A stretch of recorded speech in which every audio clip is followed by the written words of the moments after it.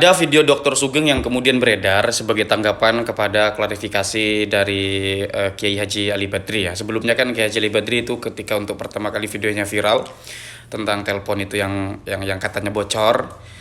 Kemudian ada beberapa percakapan yang menjadi kontroversi. Kemudian itu juga banyak respon ya, termasuk Gus Fuad Pleret yang kemudian ini agak sedikit kesal dengan sikap Kiai Haji Ali Badri. Lantas kemudian Kiai Haji Ali Badri melakukan klarifikasi dan di dalam klarifikasi itu sangat panjang sekali. Ada beberapa poin diantaranya yang berkaitan tentang DNA ini.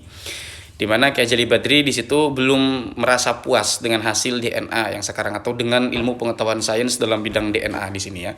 Nah, seiring dengan itu tidak lama kemudian di sini Dr. Sugeng kemudian memberikan sanggahan atas apa yang disampaikan oleh Kiai Haji Ali Badri. Sebelum saya nanti ketengahkan apa saja yang ingin saya sampaikan terkait hal ini, saya nanti akan memberikan beberapa poin ya dari yang saya sampaikan setelah saya menyimak dari apa atau kita secara sesama atau setelah saya tampilkan video dari Dr. Sugeng terlebih dahulu. Kita simak terlebih dahulu apa yang disampaikan oleh Dr. Sugeng sebelum nanti kita bahas secara pelan-pelan. Yuk. Assalamualaikum warahmatullahi wabarakatuh. Saya mau sedikit menanggapi curhat Kiai Ali Badri terhadap voice note-nya kemarin. Tanggapan pertama saya, ada pengkhianat di sana Kiai. Kedua, saya tetap menyampaikan terima kasih kepada Kiai Ali Badri yang mau melakukan tes DNA, walaupun hasilnya di luar harapan Kiai. Tapi ya seperti itu, tes DNA yang kita belum benar-benar tidak tahu riwayat genetik keluarga kita ke atas, itu ya hasilnya bisa di luar harapan kita gitu ya. Dan ini diperparah oleh input di timnya Kiai Ali, mengatakan tidak akurat lah, segala macam lah. Pertanyaannya, mereka tuh punya bekal pendidikan apa untuk mengukur akurasi tes DNA? Saya kan nggak ada. Misalnya saya kirimin file VCF atau BAM gitu, bisa nggak mereka mengolahnya dengan perangkat lunak seperti genome workbench itu atau lineage tracker? Ini nggak bisa juga. Jadi kalau input dari orang yang salah ya jangan didengarkan ya gitu aja. Tapi saya buat gambaran begini guys. Antara haplogrup O dengan J1 ya, itu kan bedanya 400 lebih SNP. Masa 400 itu beda SNP sebanyak itu, bisa-bisanya nggak akurat baca. Kalau cuma beda satu ya mungkin bisa meleset. Kalau beda satu biasanya pakai alat yang lebih presisi lagi, misalnya dengan Sanger sequencing.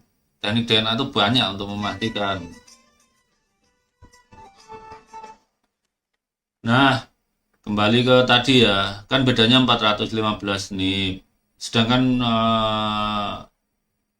divergensi antara haplogrup O dengan J itu kira-kira kan 47.200 tahun yang lalu. Itu artinya dari kakek IJK, kakek bersama antara haplogrup O dengan J1,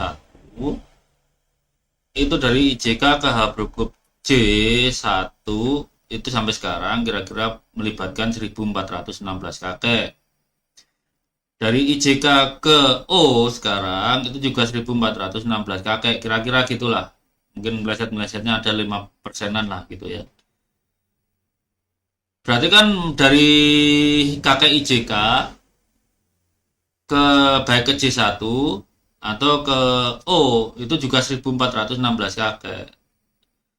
Kalau yang merasa haplogrup O bisa keturunannya J1, artinya 1416 kakek yang harusnya dari haplogrup O itu dinasabkan ke kakek IJK, dinasabkan ke keponakannya haplogrup J. Akibatnya apa? Dari haplogrup IJK yang harusnya cuma 1416 kakek ke O, karena yang O tadi dinasabkan ke J, berubah jadi 2832 kakek. Padahal waktunya tetap dari kakek IJK itu 47.200 tahun silam. Aneh kan ya? Yang Balawi sama, yang G itu. Antara J dengan G itu bedanya 1455 kakek dari kakek persamanya GHIJK. Jadi dari GHIJK ke J1 sekarang itu 1455 kakek. Sedangkan dari GHIJK dari G sekarang, misalnya marga Asgaf gitu ya, itu juga 1455 kakek. Misalnya Asgaf itu dinasabkan ke J, jadinya berapa? 2910 kakek. Aneh bukan? Ya kan? Jadi sudahlah ya, ngapain buat semua ini yang sudah dan belum ngambil tes DNA. Ngapain sih jadi apa cucu Nabi? Kemungkinan besar Anda semua juga cucu Nabi.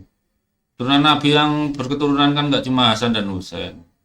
Ada Ummu Kulsum, ada Sayyidah Zainab, ada juga Sayyidah Umamah.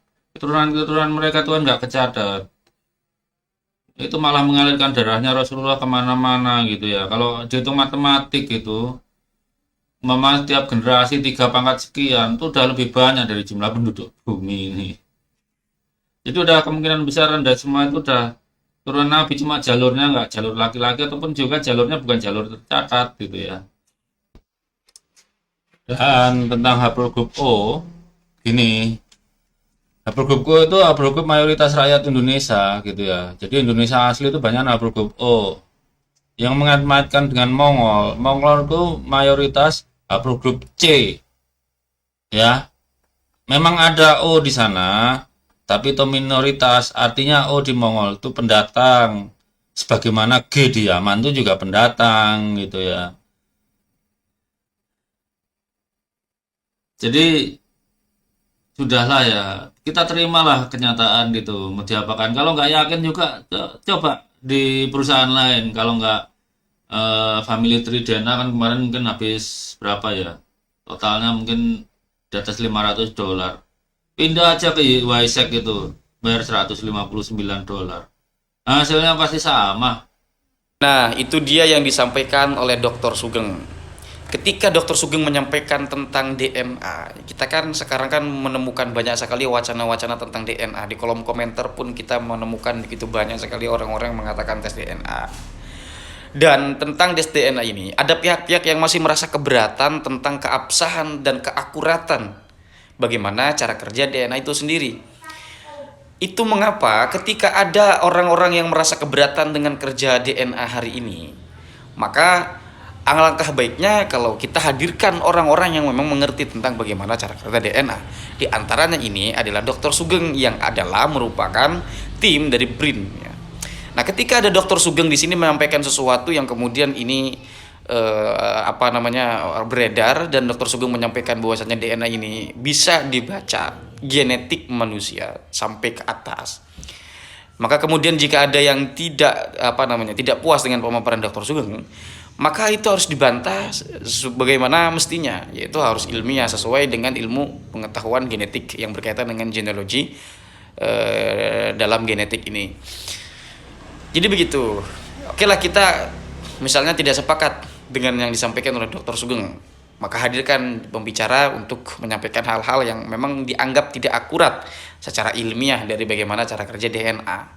Sementara sampai hari ini Dr. Sugeng selalu menjawab pertanyaan-pertanyaan ketika ada kejanggalan-kejanggalan terhadap DNA itu. Dr. Sugeng berbicara DNA, maka jika ada yang ingin membantah atau tidak menyepakati dari yang disampaikan oleh Dr. Sugeng, maka silakan. Misalnya ada pakar genetik siapa gitu, kemudian bicara DNA, ya silakan di situ ya. Dan saya tidak mengatakan bahwasanya apa yang disampaikan oleh Dr. Sugeng ini adalah kebenaran mutlak ya, tidak begitu. Karena memang sains itu kerjanya kan dinamis. Dia itu tentatif juga. Einstein kecepatan cahaya itu kemudian